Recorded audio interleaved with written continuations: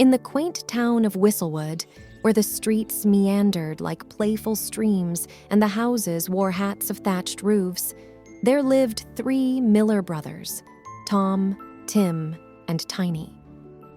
When their dear old Miller father passed away, he left behind his mill, his donkey, and a peculiar-looking cat with an uncanny fondness for shoes. Tom, the eldest, took the mill, for he loved the rhythm of the grinding grains.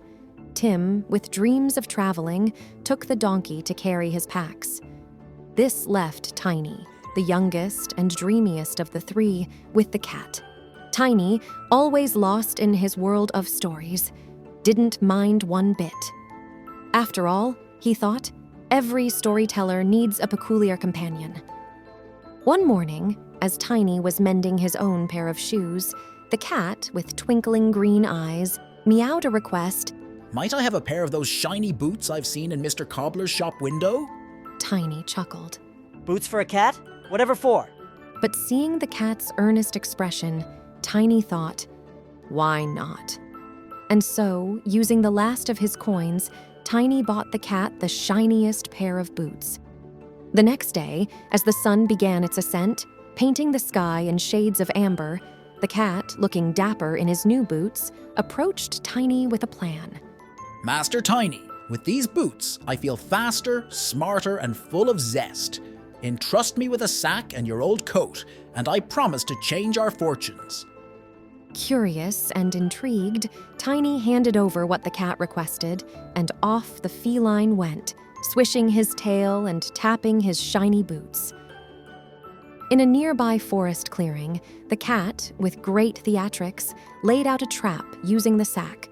Soon, a curious rabbit hopped in. Swiftly tying the sack, the cat headed straight to the king's palace. At the palace gates, he introduced himself with great flair.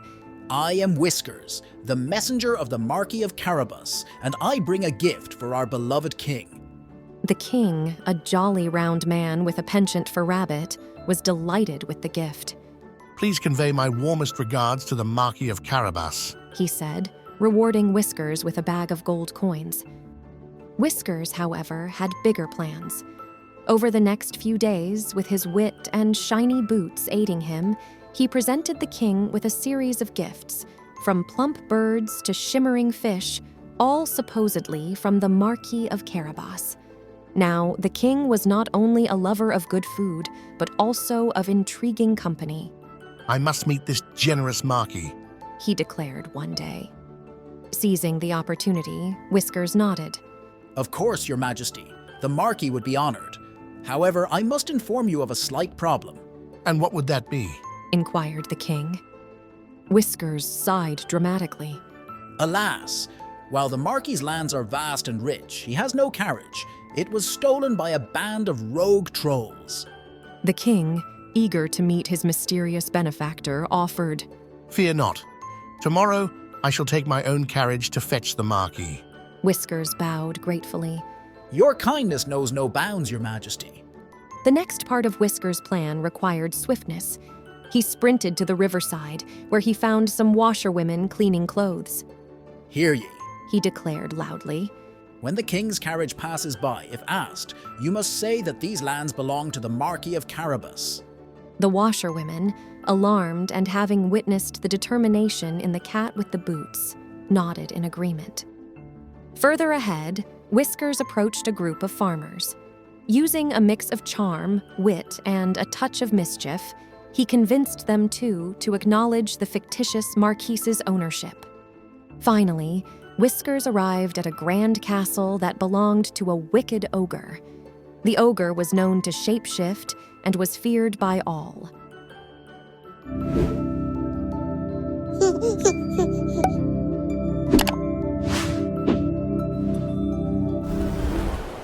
With a deep breath, Whiskers knocked on the massive doors. They creaked open to reveal the ogre, a mountain of a creature with a thundering voice. Who dares disturb me? Whiskers, summoning all his courage, responded, It is I, Whiskers, the messenger of the Marquis of Carabas.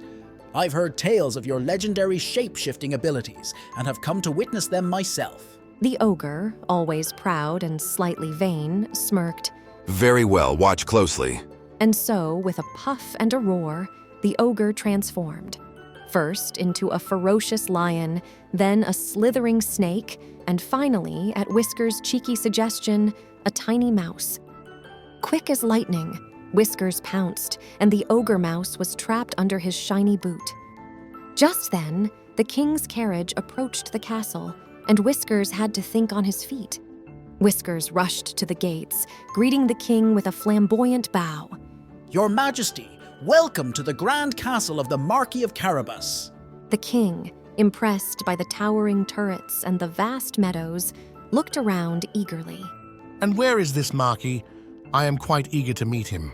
With a cunning wink, Whiskers pointed to a pond where Tiny, having decided to play along, was pretending to have lost his clothes while bathing. Oh, woe is me. Rogue thieves have stolen the Marquise's attire, cried Whiskers in feigned despair. The king, ever the gentleman, immediately ordered his attendants to fetch a royal suit for Tiny. Dressed in the splendid clothes, Tiny was transformed. With his inherent charm and Whiskers whispering in his ear, the two quickly charmed not just the king, but also his beautiful daughter, Princess Lila.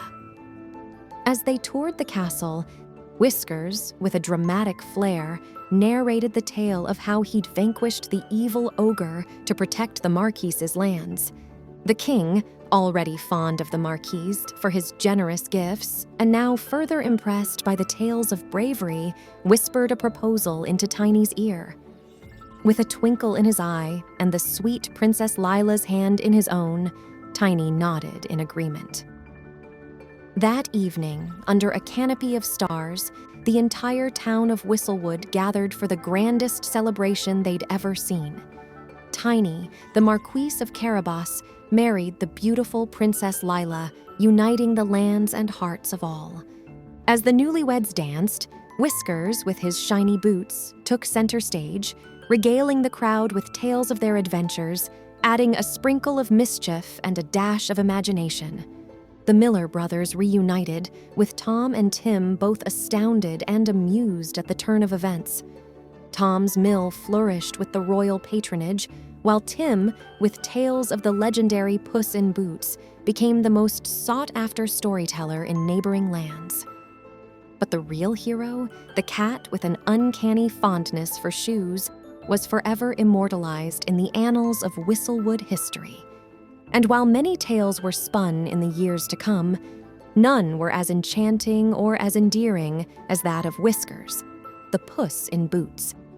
And so, in the heart of Whistlewood, amidst laughter, dances, and twinkling stars, our tale finds its happily ever after.